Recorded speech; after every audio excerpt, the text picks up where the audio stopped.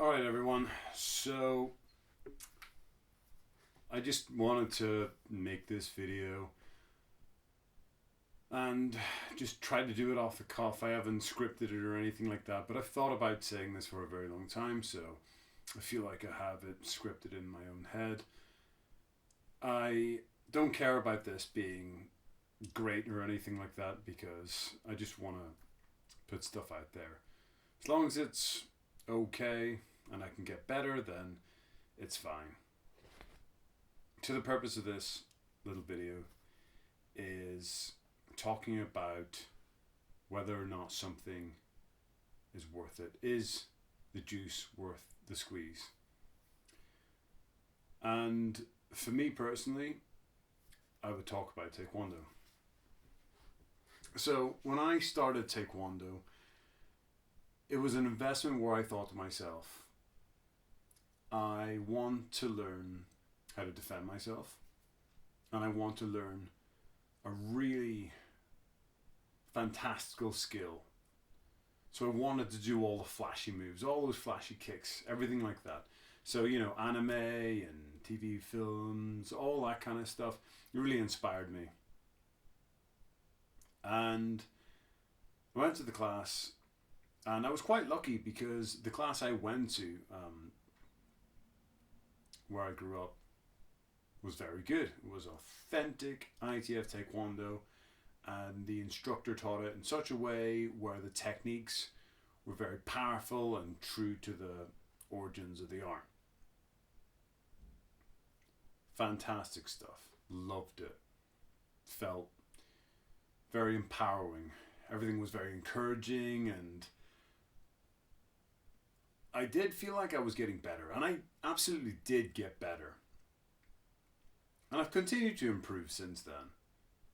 But my biggest issue was that my skills and my abilities I didn't feel like were being tested against live resistance enough. So you would see these people perform these patterns. They call them tolls in Korean, but you can call them patterns in English, or katas for the Japanese karate practitioners. So these moves were fantastic because you practice them over and over again. Some of the patterns when you were a low belt were very monotonous, and then when you went up the higher belts they would get a lot better. But you would practice all these movements outside of your patterns as well. But the idea of the patterns were multifaceted, really. The actual definition is a series of defensive and offensive techniques against a hypothetical opponent or an imaginary opponent. And it has a lot of validity. It really does. But at the same time, this stuff has to be used in a practical manner, and I felt like so often people could do their patterns extremely well, even at a really high belt level. They could do them really well, and they could do all the moves really well when we just practice them in class, doing the drills up and down the hall. And then when it actually came to sparring, they just didn't translate well. And it was maybe because, we're not trying to hit each other because we don't want to hurt each other. But then you put on the gear, and then you still can't do that. And then when you put on the gear, it completely changes it, because all of a sudden it just turns into a sport. It's no longer a self-defense. So you completely lose that aspect. And I always found that very concerning.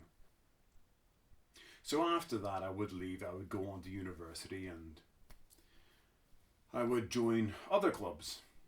And I noticed that a lot of other clubs just were not at a high standard. Nowhere near the high standard that was set by my previous club. And it was mind-blowing, actually. I just thought to myself, wow, these people call us Taekwondo. It doesn't even look anything like Taekwondo. It just looked like a watered-down version. A different martial art, but honestly, a lot of the time, it was taught in a very poor manner because the standards weren't very high, or they just cut themselves off from what they were originally learning, which was a massive shame because a lot of the people I did meet were very passionate and some of them were McDojos, but a lot of them weren't McDojos. They were genuine, passionate people who genuinely wanted to do the best they possibly could, but they just don't have any means to because they've cut themselves off from that supply of education that they would have got from the senior members of Taekwondo. And I kind of grew disillusioned over the years, honestly, because, I would go back to my original club, or I would go off and train with other high standard clubs, and all of a sudden I felt like I was falling way behind. And I just thought, wow, this is horrible. I had aspirations of being amazing at what I do, and unfortunately I'm not getting that education. I am literally not getting the knowledge and understanding I need to progress.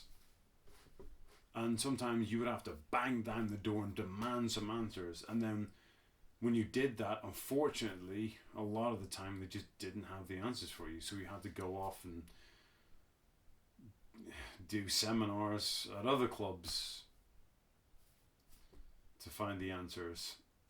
And yeah, seminars are great, but it becomes very expensive and time consuming and not very efficient if you're trying to learn an entire martial art just off seminars. So yeah, I just became very disillusioned with it. And then eventually I would find another club that I really enjoyed, and the sporting side really interested me. So I joined the sporting part of it. And I said, right, I want to spar because, I want to win trophies and medals and all that kind of stuff. I did that for a while. But then ultimately I said to myself, I just don't have time for this anymore. I started a little bit too late. I started in my mid-20s. And fast forward, I guess, 6 years now. I just said at the beginning of this year, sorry, just don't have the time to commit to this anymore. I've got other aspirations that I want to fulfill. I want to build my wealth. I want to get my dream job. I want to be successful at that. And unfortunately, Taekwondo had to be sacrificed. So I said, okay, well, I can't be a champion at Taekwondo sparring anymore just because I just don't have time for it, like I mentioned, but also because I just don't enjoy it anymore. So instead, I'll just do the classes. I'll just go along and hopefully I can get something from them. So with this sporting club, I did the classes, and I soon discovered that unless you're competing, it's just a waste. I just remember standing in that class thinking to myself, this is not going to improve me as a fighter. This is not going to improve my self-defense. It's not really even going to improve my athletic ability or all the flashy moves I could possibly do. And I loved everyone there, but unfortunately I just said, well, I just feel like I'm not getting enough out of it, especially for the amount of money I was paying. And then I was told I would have to pay monthly, and that just finished it for me. So yeah, it was unfortunate, and perhaps maybe sometime in the future I'll go back to classes. But as for now, I just want to invest my time, invest my money, invest my energy into things that will further my chosen career, my vocation, my calling, and invest all those things in improving myself overall, physically, mentally, spiritually, emotionally, just to become an overall superior person. And I feel awful. I'm heartbroken that I had to walk away from the martial art that I love. But ultimately, times have moved on so much, and with MMA around now, honestly, in my opinion, that seems to be the most logical thing to do if you want to have great martial arts skill. And if you want to become a stronger character as well, because you don't have the dogma that all these other traditional martial arts have. MMA is so advanced now that you can get everything from it.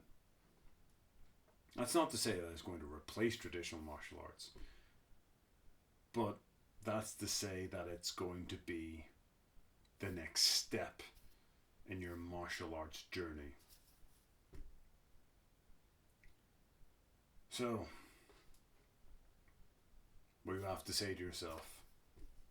In a situation like this, or in pretty much any area of your life, you have to look at it, and you have to sit down and you have to assess what you really want to get out of it. Do you want to win trophies? Medals?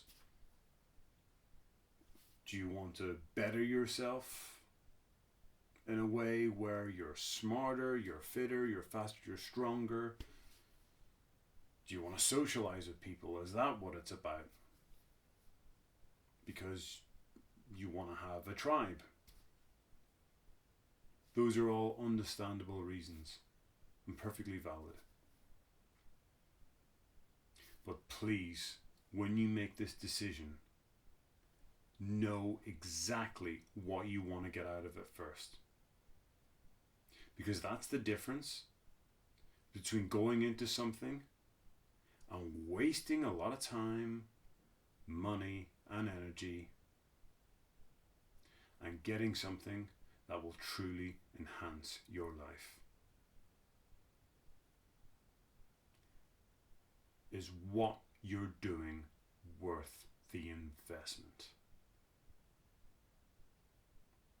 I'll do my best to live by this sentiment.